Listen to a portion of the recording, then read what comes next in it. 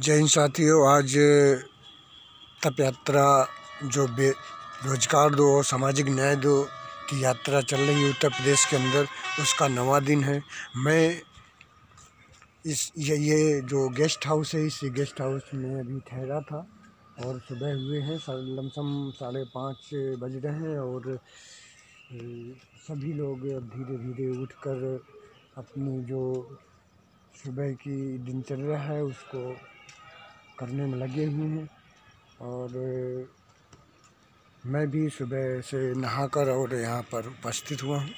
और मैं बताना चाहता हूँ कि लोग देश और प्रदेश की जनता जानना चाहेगी कि ये जो यात्रा है इसका उद्देश्य क्या है। इसका उद्देश्य ये है कि जब बच्चा भूखा होता है तो उसके ज़हन में एक ही प्रथम चीज़ आती है कि वो रोता है। रोता हुआ सुनकर माता उसकी दूध पिलाती है। उसी तरह समाज में जो भी परेशानियां होती हैं, समय से न्याय न मिलना और उसके अधिकारों को किसी न किसी रूप से छीन लेना, ना देना, या उसके अधिकारों को दूसरों को दे देना, जो उसके हक में आता है उसको न मिल पाना। तो इस तरह का जो षड्यंत्र आज़ादी के बाद से चलता रहा है कि जो विकसित माइंड रहे, जो चापलूस रहे, वो आगे की कड़ी में पीछे से निकलकर आगे की कड़ी में बैठकर अपना लाभ लेते रहे। तो ये आवाज़ें उठती रहीं पार्टियों के द्वारा। और जब संसद में भी ना सुने जाना लगा, लोगों की आवाज़ों को दबाया जाने लगा, लोग प्रथम तो सरकार के पास जाते हैं, जब सरकार नहीं सुनती है तो पार्टियों के पास जाते हैं, पार्टियां संसद तक ले जाती हैं, जब संसद तक भी न मिल पाए तो फिर लोगों को सड़कों पे उतरना पड़ता है। वही चीज़ आज हो रही है कि न्याय और अधिकार जो संविधान के द्वारा आम जनमानस को मिला है वो उसे मिल नहीं पा रहा है, और तो मजबूर होकर वो सड़क में उतरा है। दूसरा कारण और भी हो सकता है कि जब संविधान में दर्ज स्वतंत्र संस्थाएं भी कार्य करना न लगे। एक तो प्रथम ये है कि सरकार का काम नहीं कर रही है, सरकार सुन नहीं रही है, सरकार तानाशाही कर रही है। तो संविधान के अंदर एक ऐसी चीज़ें थी कि संवैधानिक संस्थाएं जो हैं संविधान से स्वतंत्र रूप में रखा गया है कि ये स्वतंत्र संस्थाएं हैं, जैसे चुनाव आयोग है, मीडिया है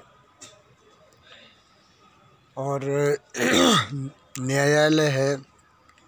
ये जो स्वतंत्र संस्थाएं हैं, इनके ये भी जब हाईजैक हो जाएं, जब इनके द्वारा भी एक आम जनमानस को न्याय न मिले, तो लोगों को लास्ट उपाय यही होता है कि वो सड़क से उतरकर घरों से निकलकर वो सड़क पे आए और अपनी आवाज़ को बुलंद करे। यही आवाज़ बुलंद करने के लिए आम आदमी पार्टी सड़क पर उतरी है।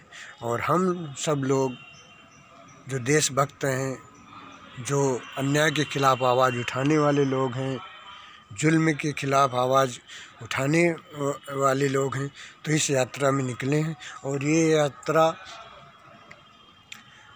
असत्य पर सत्य की विजय प्राप्त करने के लिए है, भ्रष्टाचारियों पर ईमानदारी का राज प्राप्त करने की है, राम राज्य स्थापित करने और एक सौहार्दपूर्ण समाज हो, भाईचारा हो, समरसता हो, मानवता हो, लोगों के अंदर हर हाथों में काम हो, अमन शांति हो। इस चीज़ को प्राप्त करने के लिए हम लोग सड़क पर उतरे हैं। और बहुत सारी और चर्चाएं भी होती हैं कि लोग जाति धर्म में बटे हुए हैं और उसके खिलाफ़ कट्टरता फैलाने में लगे हुए हैं। तो मेरा एक विनम्रता से सारे देशवासियों से कहना है, जाति और धर्म ये समाज का एक प्रमुख अंग है। जाति होना चाहिए, धर्म होना चाहिए, संप्रदाय होनी चाहिए। एक कबीले की तरह जैसे पहले रहते थे, उस तरह एक समूह के रूप में रहकर अपने जीवन को खुशहाल बनाने का एक जो सामाजिक ताना बाना है वो होना चाहिए। लेकिन जब उसमें जातिवाद मिल जाता है, जब उसमें धर्मवाद मिल जाता है, जब उसमें एक क्षेत्रवाद मिल जाता है, तब अशांति फैलने लगती है और उसी वाद को हटाने की आवश्यकता है।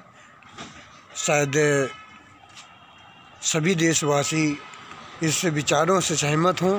तो आइए आप इस आम आदमी पार्टी की यात्रा में हम सब मिलकर कदम से कदम मिलाकर एक नया भारत, एक सुसज्जित भारत, एक अमन चैन का भारत, एक भाईचारे का भारत और सौहार्द एवं शांति का भारत बनाएं। जय हिंद, जय जय हिंदुस्तान।